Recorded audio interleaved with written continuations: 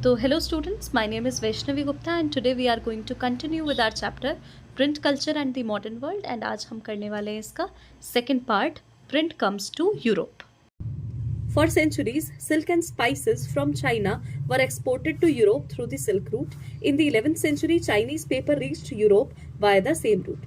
तो ज़्यादातर टाइम पर सिल्क और स्पाइसेस को चाइना से यूरोप में भेजा जाता था. जिस रास्ते से उनको भेजा जाता था उसी रास्ते से पेपर जो है वो भी चाइना से यूरोप में गया.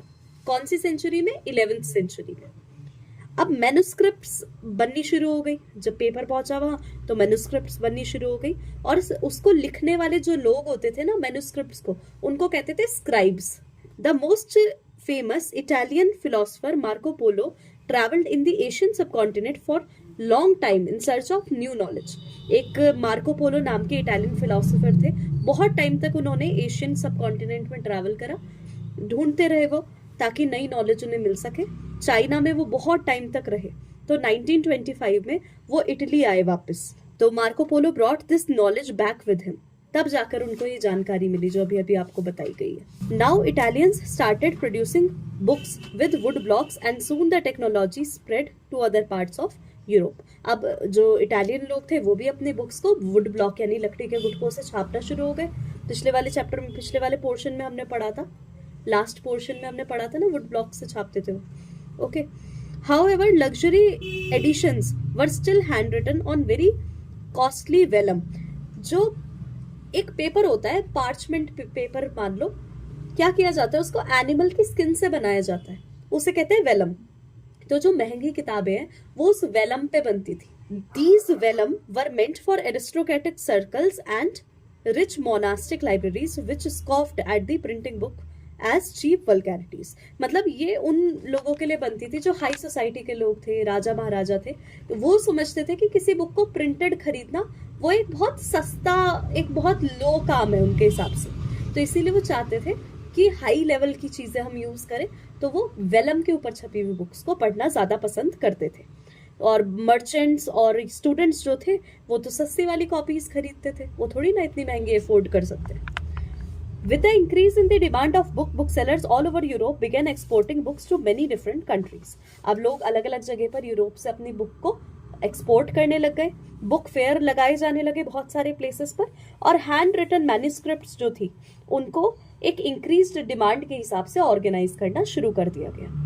स्क्राइब्स या जैसे मैंने अभी बताया स्किल्ड हैंडीक्राफ्ट वाले जो लोग होते थे ना, जिनकी राइटिंग बहुत सुंदर थी या जो बहुत फेमस हो चुके थे, उन्हीं को हर कोई पूछता था. अब बात आती है, it is believe that more than 50 scribes often worked for one book seller.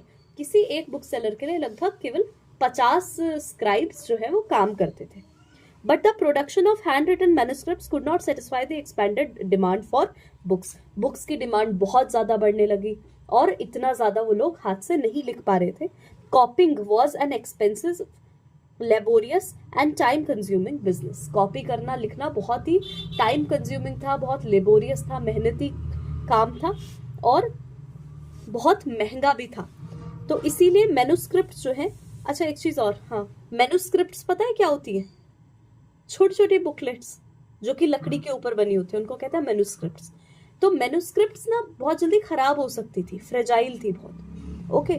तो इसीलिए मैन्युस्क्रिप्ट्स को एक एक्स्ट्रा केयर देनी पड़ती थी. स्टोर करते समय, हैंडल करते समय बहुत ध्यान रखना पड़ता था. तो इसीलिए उसका सर्कुलेशन बहुत कम जगह पर होता था. लोग ज्यादातर उन्हें खरीदना पसंद नहीं करते थे. With the growing demand for books the popularity of would block printing gradually increased. अब क्योंकि बुक्स की डिमांड ज्यादा हो रही तो वुड ब्लॉक प्रिंटिंग बहुत ज्यादा फेमस होने लग गया था. By the early 15th century wood blocks were being widely used in Europe to print textile, playing cards and religious pictures with simple brief text. तो बहुत जगह इसका यूज होने लग गया लकड़ी के गुटकों का प्रिंटिंग के लिए. जैसे मैंने अभी बताया, टेक्सटाइल में यानी कपड़ों पे, प्लेइंग कार्ड्स पे और जो भगवान जी की पिक्चर वगैरह होती थी उन पे भी. ठीक है. There was clearly a great need for even quicker and cheaper reproduction of text. अब इससे भी ज्यादा जल्दी बुक्स को प्रोड्यूस करने की जरूरत आन पड़ी थी. ठीक है. This could only be with the new print technology. ये सिर्फ तभी हो सकता था कि अब इससे भी बेटर एक प्रिंटिंग टेक्नोलॉजी आए. ठीक. तो बेटा 1430 में एक व्यक्ति थे, जोहान गुटरबर्ग. Of Germany. कहाँ के रहने वाले थे वो? जर्मनी के। उन्होंने सबसे पहली फेमस प्रिंटिंग प्रेस बनाई थी। ये बहुत ही इंपॉर्टेंट है एग्जाम के हिसाब से। किसने बनाई थी पहली प्रिंटिंग प्रेस? जोहान गुटेनबर्ग ने। Gutenberg and the printing press. Okay, तो गुटेनबर्ग जो थे बेटा वो एक मर्चेंट के बेटे थे, और उनका जो भी पालन पोषण हुआ था वो पूरा एग्रीकल्चरल स्टेट में ही हुआ था। और बचपन से ही उन्होंने देखा था वाइन और ऑलिव की प्रेसेस को, जहाँ पर वाइन और ऑलिव्स को प्रेस करके उनमें से उनका जूस वगैरह निकाल जाता है उसको। और धीरे धीरे वो समझ गए थे कि कैसे स्टोन्स को पॉलिश करना है, और इवन वो अच्छे गोल्ड स्मिथ भी थे, ठीक। एंड उन्होंने साथ साथ मोल्ड्स यानी कि सांचे भी बनाए थे, ताकि वो कुछ ट्रिंकेट्स उसके अंदर बना सके। और अपनी सब नॉलेज का इस्तेमाल करके उन्होंने अपनी आखिरकार नई इनोवेशन को बना डाला। The olive press became the model for the printing press. यही ऑलिव प्रेस जो है आखिरकार इनका मॉडल बना, ताकि ये क्या बना सके? प्रिंटिंग प्रेस बना सके। एंड मोल्ड्स को इन्होंने किस लिए यूज करा? मेटल टाइप्स को बनाने के लिए यूज करा, ताकि लेटर्स बना सके उनसे। ओके, तो 1448 पे गुटेनबर्ग ने इस सिस्टम को बिल्कुल परफेक्ट कर लिया, और सबसे पहली बुक उन्होंने जो प्रिंट की वो थी बाइबल। हाँ, लगभग 3 साल उन्हें लग गए 180 कॉपीज बनाने में, ठीक, बाइबल की। अब उस जमाने के हिसाब से ये बहुत फास्ट प्रोडक्शन था। But this technology did not entirely displace the existing art of producing books by hand. अभी भी लोग बुक्स को हाथ से प्रिंट करना पसंद करते थे, बल्कि शुरू शुरू में तो रिटन मैन्यूस्क्रिप्ट्स की तरह ही लोगों को ये लगने लगा। शुरू में ना, जैसे मैन्यूस्क्रिप्ट बनती थी वैसे ही दिखने लगा, क्योंकि हैंड रिटन स्टाइल को कॉपी कर सकते थे इनके बनाए हुए लेटर्स, बिल्कुल जैसे हाथ से लिखते। बॉर्डर्स जो है ये डिजाइन बनाते थे साइड में बुक्स पे, जैसे मैंने बताया था डिजाइन बनते हैं, पिछले पार्ट में बताया था। In the books printed for the rich, space for decoration was kept blank on the printing page. Either buyer chose the design and decide the painting school that would do the illustration. तो जो अमीर लोग किताबें खरीदते थे उनके लिए वो जो बॉर्डर की जगह होती थी, उनको कौन सा डिजाइन पसंद है उसको बनाने के लिए पहले ही जगह छोड़ दी जाती थी, और फिर वो चूज कर सकते थे कौन मेरे लिए कौन सा डिजाइन यहाँ पर बनाएगा। बिटवीन 1450 एंड 1550 इस दौर में बेटा अब प्रिंटिंग प्रेसेस लगभग यूरोप की सारी कंट्रीज में लग चुकी थी, और जर्मनी से लोग जो है ट्रैवल करके और कंट्रीज में जा रहे थे काम करने के लिए। अब इसके कारण नई प्रेसेस और ज्यादा छपने लग गई, बनने लग गई, ठीक। As the number of printing presses grew, क्योंकि प्रिंटिंग प्रेसेस बढ़ने लगी, बुक का प्रोडक्शन अब एकदम से बूम आउट हुआ, यानी कि बहुत ज्यादा बढ़ गया। In the second half of the 15th century, about 20 million copies of the printed books flooded the market in Europe. Europe के मार्केट में लगभग 20 मिलियन किताबें आ गई। कहाँ तो एक दो किताब बनाना मुश्किल था, इनकी प्रिंटिंग प्रेस के बाद इतना ज्यादा वो राइज हो गया यूरोप में।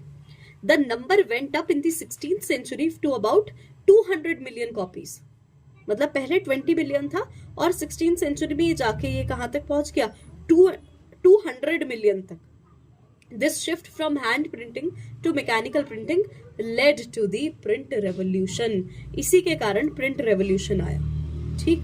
यहाँ पर आपको दे रखा है एक ना पिक्चर दे रखी है, जोहान गुटेनबर्ग की फोटो दे रखी है, 1584 की प्रिंटेड होगी, ये भी जैसे भी होगी, और यहाँ पर उनकी प्रिंटिंग प्रेस दिखा रखी है, देख रहे हो डायग्राम में। तो कैसे वो क्या कर रहा है, एक पर्सन उसको ऐसे नीचे की तरफ पुल कर रहा है, जिससे वो ऐसे प्रेस हो जाएगा।